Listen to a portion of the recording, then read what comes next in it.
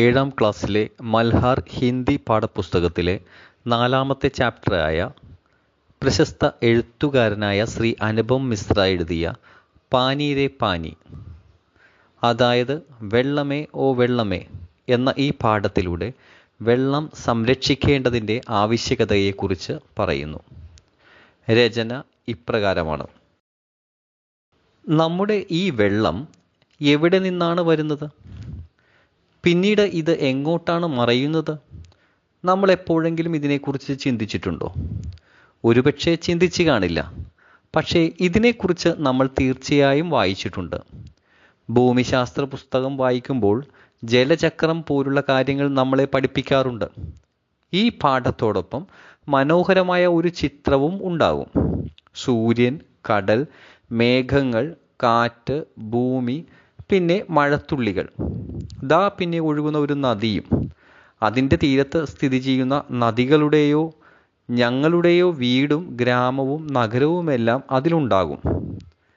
ചിത്രത്തിൻ്റെ മറുഭാഗത്ത് ഇതേ നദി തൻ്റെ ചുറ്റുമുള്ള വെള്ളവും എടുത്ത് അതേ കടലിൽ ചെന്ന് ചേരുന്നതായി കാണാം. ചിത്രത്തിൽ ചില അമ്പടയാളങ്ങളും ഉണ്ടാകും.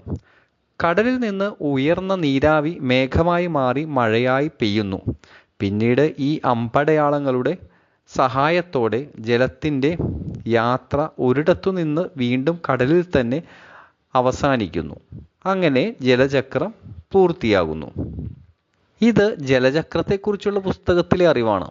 എന്നാൽ ഇപ്പോൾ നമ്മുടെയൊക്കെ വീടുകളിലും സ്കൂളുകളിലും മാതാപിതാക്കളുടെ ഓഫീസുകളിലും ഫാക്ടറികളിലും ടാപ്പ് തുറന്നാൽ വെള്ളത്തിന് പകരം ഷൂ ഷൂ എന്ന ശബ്ദമാണ് വരുന്നത്.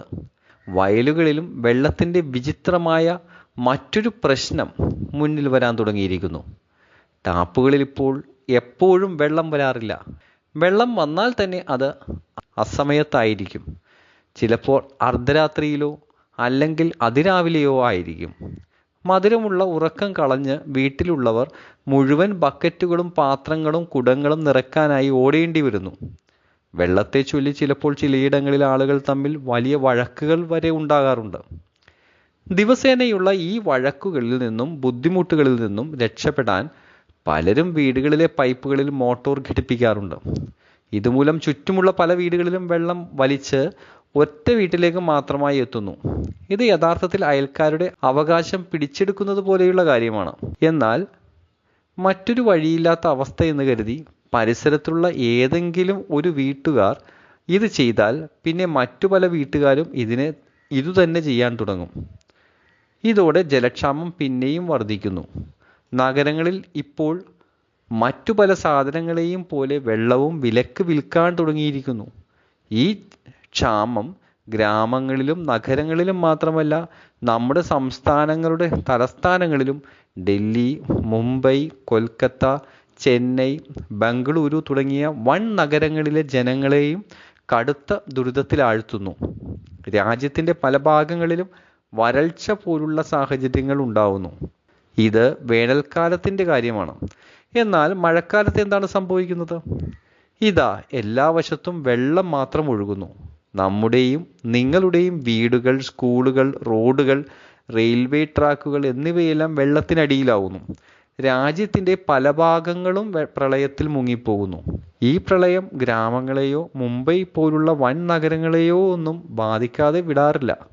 കുറച്ചു ദിവസത്തേക്ക് എല്ലാം നിശ്ചലമാകുന്നു, എല്ലാം ഒലിച്ചു പോകുന്നു. വെള്ളം വളരെ കുറഞ്ഞു പോകുന്നതും വെള്ളം അമിതമായി കൂടുന്നതും ഒരേ നാശത്തിൻ്റെ ഇരുവശങ്ങളാണെന്നാണ് ഈ സാഹചര്യങ്ങൾ നമ്മളെ പഠിപ്പിക്കുന്നത്. ഇവ രണ്ടിനെയും കൃത്യമായി മനസ്സിലാക്കി കൈകാര്യം ചെയ്യാൻ നമുക്ക് കഴിഞ്ഞാൽ ഈ പല പ്രശ്നങ്ങളിൽ നിന്നും നമുക്ക് മോചനം നേടാം. വരുവിൻ, അല്പസമയത്തേക്ക് നമുക്ക് വെള്ളത്തിൻ്റെ ഈ ചക്രത്തെ മറന്ന് നമ്മുടെ നാണയത്തുട്ടുകൾ സൂക്ഷിക്കുന്ന മൺപാത്രത്തെ ഓർക്കാം. ആരെങ്കിലും നമുക്ക് പണം തരുമ്പോൾ നമ്മൾ സന്തോഷത്തോടെ ഓടിച്ചെന്ന് അത് പെട്ടെന്ന് തന്നെ നമ്മുടെ കുടുക്കയിലിടും. 1 രൂപ, 2 രൂപ, 5 രൂപ, ചിലപ്പോൾ നാണയങ്ങൾ, മറ്റു ചിലപ്പോൾ ചെറുതും വലുതുമായ നോട്ടുകൾ എല്ലാം ഇതിൽ പതുക്കെ പതുക്കെ ശേഖരിക്കപ്പെടുന്നു. പിന്നീട് എപ്പോഴെങ്കിലും നമുക്ക് പണത്തിൻ്റെ ആവശ്യം വന്നാൽ ഈ കുടുക്കയിലെ സമ്പാദ്യം നമ്മൾ ഉപയോഗിക്കുന്നു. നമ്മുടെ ഈ ഭൂമിയും ഇതുപോലെയുള്ള ഒരു വലിയ കുടുക്കയാണ്. മണ്ണാൽ നിർമ്മിതമായ ഈ വലിയ കുടുക്കയിലേക്ക് പ്രകൃതി മഴക്കാലത്ത് ധാരാളം വെള്ളം വർഷിക്കുന്നു. പണത്തേക്കാൾ എത്രയോ മടങ്ങ് വിലപിടിപ്പുള്ള ഈ മഴവെള്ളത്തെ നമ്മൾ ഈ വലിയ കുടുക്കയിൽ ശേഖരിച്ചു വെക്കണം. നമ്മുടെ ഗ്രാമങ്ങളിലും നഗരങ്ങളിലുമുള്ള ചെറുതും വലുതുമായ കുളങ്ങളും തടാകങ്ങളുമെല്ലാം ഭൂമിയുടെ കുടുക്കയിൽ വെള്ളം നിറയ്ക്കുന്ന ജോലിയാണ് ചെയ്യുന്നത്. ഇവയിൽ കെട്ടിക്കിടക്കുന്ന വെള്ളം ഭൂമിക്കടിയിലേക്ക് പതുക്കെ പതുക്കെ ഊറിയിറങ്ങി അരിച്ചെത്തി ഭൂഗർഭ ജലശേഖരവുമായി ചേരുന്നു. ഇതോടെ നമ്മുടെ ഭൂഗർഭ ജലസമ്പത്ത് വർദ്ധിക്കുന്നു. വെള്ളത്തിൻ്റെ ഈ നിധി നമുക്ക് കണ്ണുകൾ കൊണ്ട് കാണാൻ കഴിയില്ല. എന്നാൽ മഴക്കാലം കഴിഞ്ഞാലും വർഷം മുഴുവൻ നമ്മുടെ ആവശ്യങ്ങൾക്കായി വീടുകളിലും വയലുകളിലും സ്കൂളുകളിലും വെള്ളമെടുക്കാൻ നമ്മളെ സഹായിക്കുന്നത് ഈ നിധിയാണ്. എന്നാൽ നമ്മൾ മനുഷ്യർ ഈ ഒളിഞ്ഞിരിക്കുന്ന നിധിയുടെ പ്രാധാന്യം മറക്കുകയും ഭൂമിയോടുള്ള അത്യാഗ്രഹം കാരണം നമ്മുടെ കുളങ്ങളെല്ലാം മാലിന്യങ്ങൾ കൊണ്ട് മൂടി സമതലങ്ങളാക്കി മാറ്റുകയും ചെയ്ത ഒരു കാലഘട്ടമുണ്ടായി. നോക്കി നിൽക്കെ അവയ്ക്ക് മുകളിൽ എവിടെയൊക്കെയോ വീടുകളും മാർക്കറ്റുകളും സ്റ്റേഡിയങ്ങളും സിനിമ തിയേറ്ററുകളും ഒക്കെ ഉയർന്നു വന്നു. ഈ വലിയ തെറ്റിൻ്റെ ശിക്ഷയാണ് ഇപ്പോൾ നമ്മൾ എല്ലാവരും അനുഭവിക്കുന്നത്. മഴക്കാലത്ത് നമ്മുടെ ജനവാസ മേഖലകൾ വെള്ളത്തിനടിയിലാവുന്നു. വേനൽക്കാലത്ത് നമ്മുടെ ടാപ്പുകൾ വറ്റിപ്പോകുന്നു. അതുകൊണ്ട് നമുക്ക് വരൾച്ചയിൽ നിന്നും പ്രളയത്തിൽ നിന്നും രക്ഷപ്പെടണമെങ്കിൽ നമ്മുടെ ചുറ്റുമുള്ള ജലാശയങ്ങളെയും കുളങ്ങളെയും നദികളെയും ഒക്കെ നന്നായി സംരക്ഷിക്കേണ്ടതുണ്ട്. നമ്മൾ ജലചക്രം കൃത്യമായി മനസ്സിലാക്കണം. മഴ പെയ്യുമ്പോൾ അതിനെ തടഞ്ഞു നിർത്തി സംഭരിക്കണം.